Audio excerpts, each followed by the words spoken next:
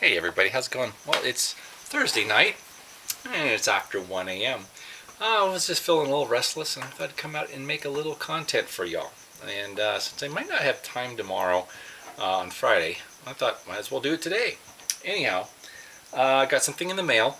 Kind of forgot that I actually bid on it. I set up an automatic bid, and it went through, and I won it. I was the high bidder, and I forgot about it on Sunday. I got a note in my email saying, "Hey, you need to pay for this." I'm like, "Oh, okay." And what I got today was this.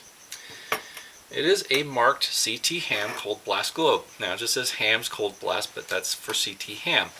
And I had a globe like this not too long ago, but it came in a lantern. And I think it was during the summer.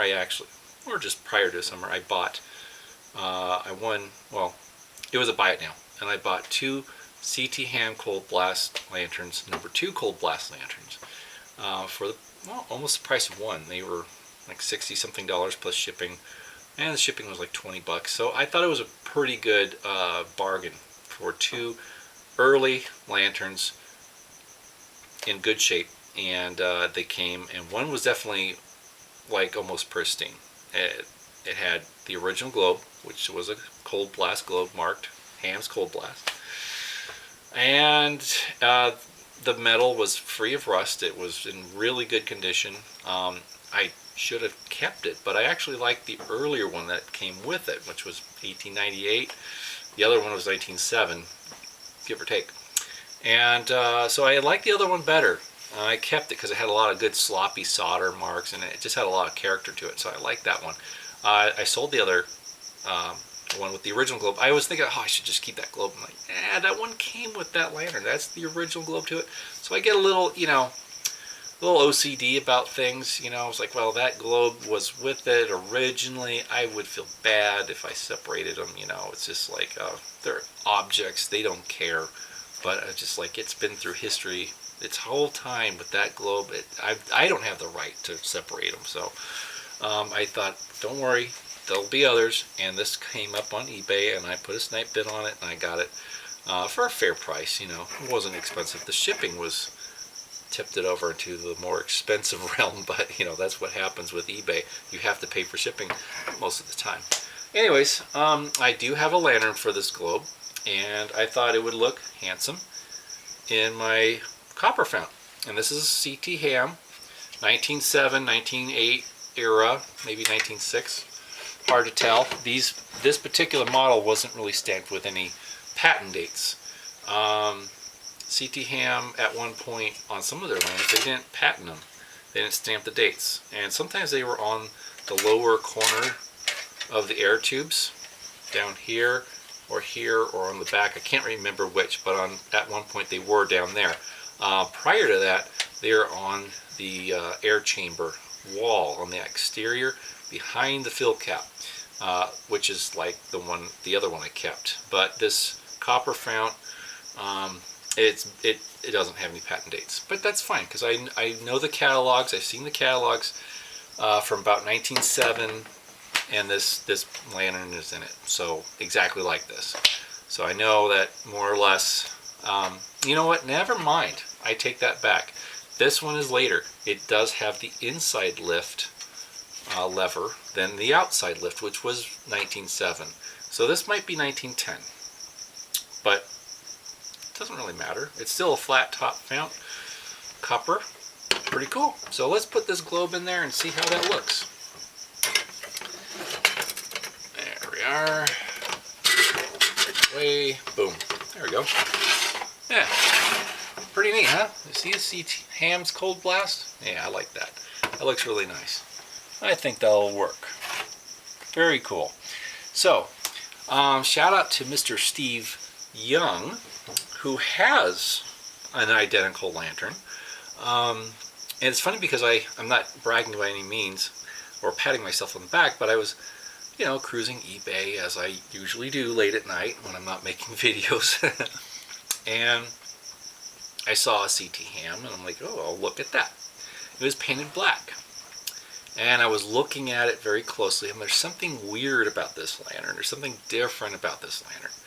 And well, it was missing the burner and the burner cone and the fuel cap, which it does happen. You know, someone crammed a candle into the burner, well, where the burner would have been, into the little cup that it rests, and they crammed a crummy candle in there, and they were going to do that. So that was how they were enjoying the lantern.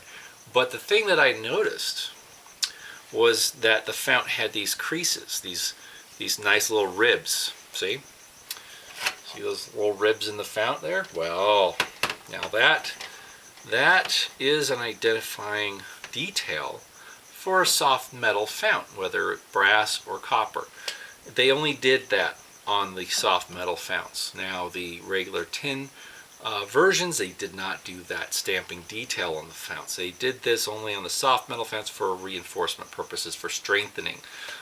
Makes sense, it is soft metal, so they needed every bit they could get.